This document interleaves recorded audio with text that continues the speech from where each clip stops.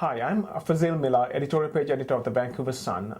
Today I'm joined by Barbara Yaffe, a national political affairs columnist, award-winning columnist, who is going to talk to us about Michael Ignatieff's little trip to the West Coast and across the country to campuses.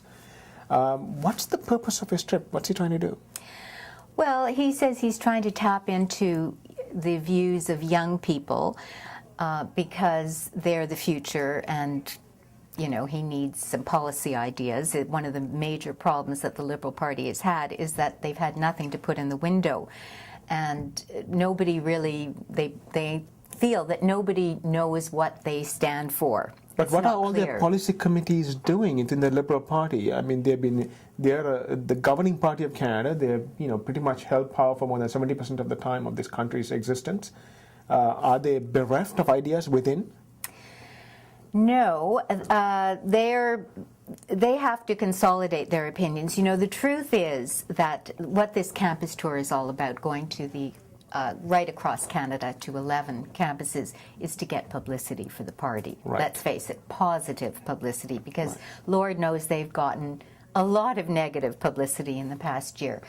They are not devoid of policy ideas, but they have failed to come together around real strong policies that they can, just like a shop, to put in the window to get support from people. No, if you ask people on the street, what do the Liberals stand for right now, chances are they'd probably say, I don't know. So is there some sort of split between the left and the right of the party that they're trying to unify? There's always in the Liberal Party a split between the left and the right, because they're an umbrella party that tries to embrace everybody.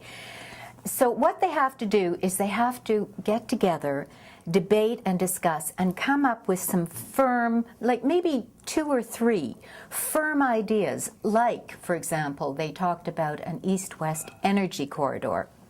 As you know now, we have no way to pipe Alberta oil to the Maritimes or to Atlantic Canada.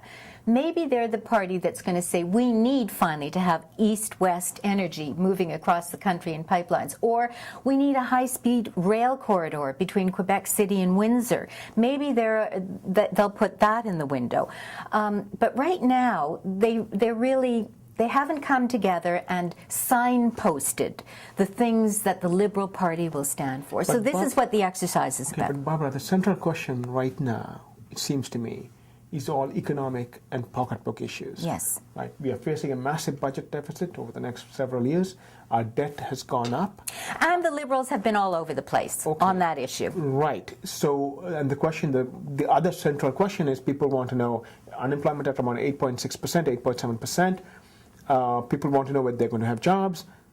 It seems to me I haven't heard anything about what specifically they would do to, A, get us out of this economic cycle we are in, and at the same time trying to manage the deficit and debt and get us back into black. Well, to be fair, no party has really been specific or terribly truthful about what has to happen to get us back in the black. True, but if they're going to stand out or stand against what the Conservative Party is saying so far, surely they should have some plan. They should, and they know it. And that is precisely why he's going on the campus tour.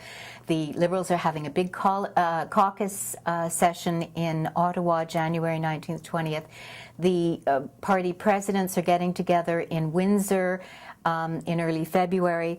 And then, of course, all this is leading up to the big policy conference in Montreal in late March. And this is the purpose. This is why they're getting together, they're debating, they're discussing, and at the end of this, presumably, they're going to come out with a plan, an economic plan, that will inform Canadians what their options are, what they believe the course of action must be. So we have to wait with bated breath until the end of March to know where the Liberal Party is going to take the country. Well, look, Parliament has been prorogued until March 4th. March 4th, and nothing is going to happen during the Olympics politically.